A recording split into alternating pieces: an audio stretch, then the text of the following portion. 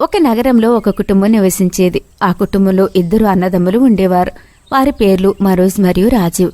ఇద్దరికీ పెళ్లిళ్లయ్యాయి. వాళ్ళిద్దరికీ tyre puncture షాపులున్నాయి. Manoj యొక్క టైర్ పంక్చర్ షాప్ చాలా బాగా నడిచేది. ఒకరోజు మనోజ్ భార్య వీణ మెట్లపై నుండి మంటలో పడిపోతుంది. మనోజ్ భార్య పోయిన తర్వాత చాలా బాధపడ్డాడు. ఎందుకంటే తనకి ఒక కూతురు ఉంది. ఆమె ఒక స్కూల్లో చదివేది.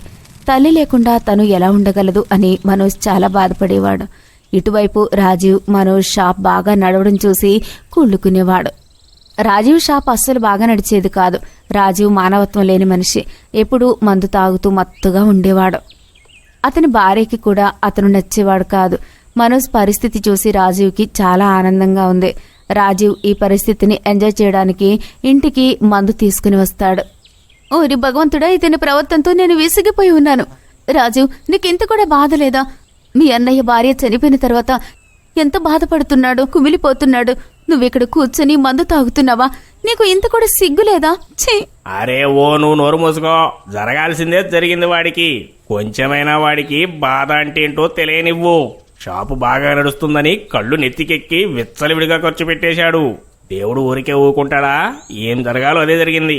ఇంకోవైపు మనోజ్ షాప్ ఇంకా బాగా నడవసాగింది. దేవుడా, నీకు 100,000,000 వందనాలయ్యా.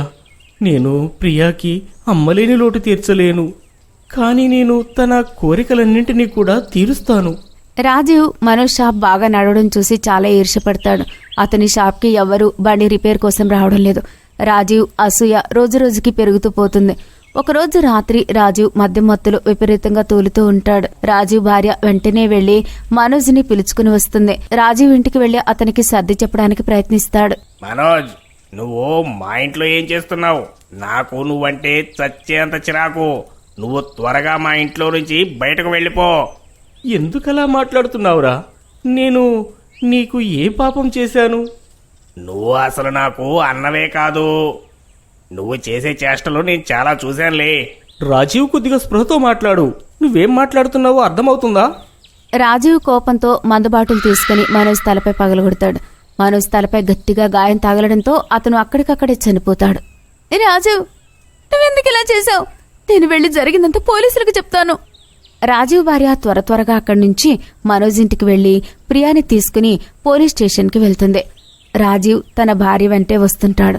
తన భార్య ప్రియాని తీసుకుని వెళ్తూ ఉంటుంది. పిన్ని, రాజీవ్ బాబాయ్ మన వెంటే ఎందుకంత కోపంతో వస్తున్నాడు? మనం అసలు ఎక్కడికి వెళ్తున్నాం? అప్పుడే పరిగెడుతూ ఉంటే ఒక కారు ఎదురుగా వచ్చి రాజీవ్ భార్య ప్రియాని యాక్సిడెంట్ చేసి ముందుకెళ్ళిపోతుంది. రాజీవ్ భార్యకు దెబ్బ బాగా తగులుతుంది. అది చూసి రాజీవ్ కూడా వెనక్కి తిరిగి ఇంటివైపు వెళ్ళిపోతాడు. ఇదంతా చూస్తూ ఉన్న ప్రియ చాలా బాధపడుతుంది. ప్రియ వెంటనే రాజీవ్ భార్య దగ్గరికి వెళ్తుంది. రాజీవ్ భార్య ప్రియాకి వాళ్ళ నాన్న చావు గురించి అంతా వివరంగా చెప్తుంది. చూడమ్మా ప్రియా, మీ నాన్న చనిపోయారు. మీ నాన్నని రాజీవ్ బాబాయ్ చంపారు. అతను చాలా చెడ్డవాడు తల్లి. ఇప్పుడు నేను ఎక్కడికి వెళ్ళాలి పిన్ని? నాన్న కూడా చనిపోయారు. ఇప్పుడు నన్ను ఎవరు చూసుకుంటారు? అప్పుడే రాజీవ్ భార్య చనిపోతుంది. ప్రియా ఇదంతా చూసి చాలా ఏడుస్తుంది. ఆ దేవుడా, ఇప్పుడు నేనేం చెయ్యాలి? అమ్మా నాన్న ఇద్దరూ చనిపోయారు,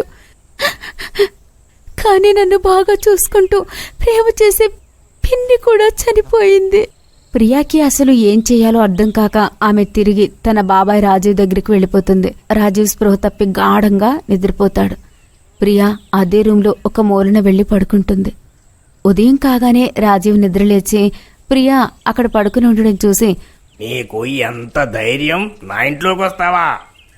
వెళ్ళెక్కడి నుంచి. ప్లీజ్ బాబాయ్, నన్ను ఇక్కడి నుంచి వెళ్ళిపోమ్మని అనకండి. నన్ను చూసుకోవడానికి ఇంకా ఎవ్వరూ లేరు. నాన్న, అమ్మ, పిన్ని అందరూ నన్ను వదిలి వెళ్ళిపోయారు. బాబాయ్ ప్లీజ్ అలా అనకండి. ఇక్కడే ఉండనివ్వండి.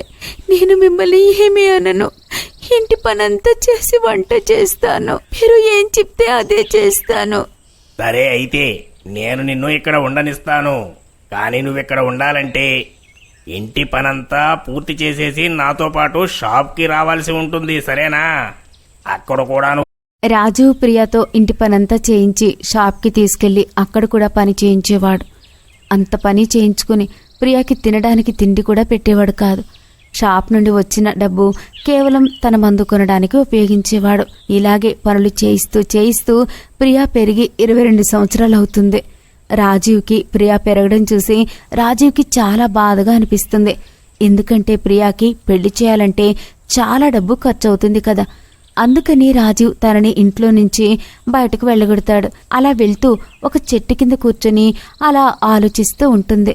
తన నాన్న వాళ్ల ఇల్లు ఇప్పటికీ ఖాళీగానే ఉందని గుర్తొస్తుంది. అమ్మయ్య, ఇల్లైతే దొరికింది, కానీ తినడానికి భోజనం, మిగతా ఖర్చులు ఎలా చెయ్యాలి? అప్పుడే ప్రియాకి ఒక ఉపాయం వస్తుంది.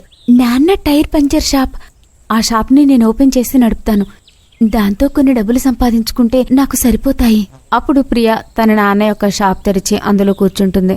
కాని పాపం ఆ షాప్కి ఎవ్వరూ వెళ్లేవారు కాదు. రాజీవ్ బాబాయ్ షాప్ ఎదురుగానే ఈ షాప్ కూడా ఉండేది.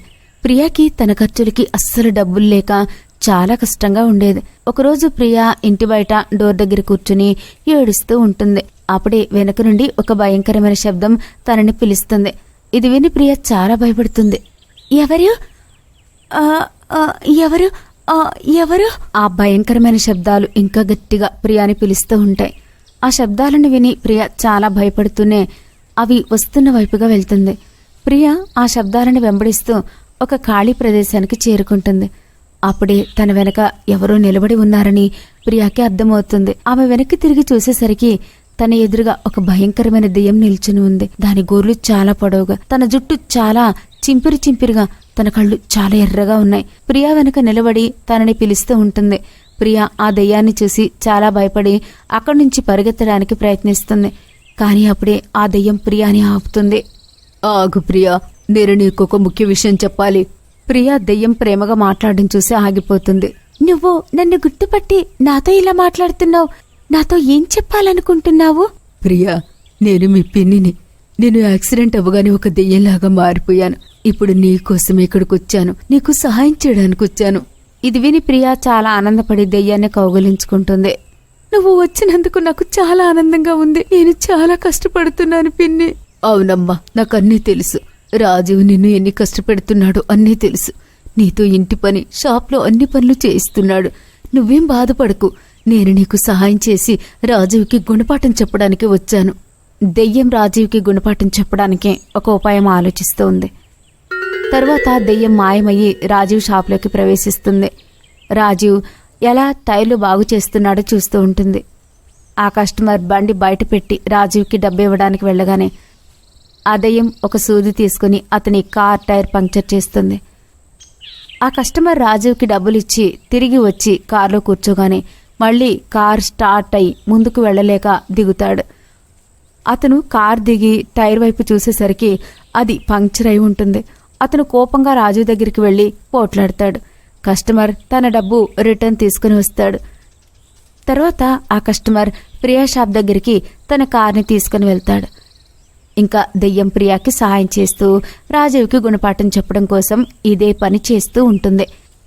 రాజీవ్ రిపేర్ చేసిన టైర్లని మళ్లీ పంక్చర్ చేస్తూ ఉంటుంది. అలా కస్టమర్స్ కోపంతో తమ డబ్బులు వెనక్కి తీసుకుంటారు.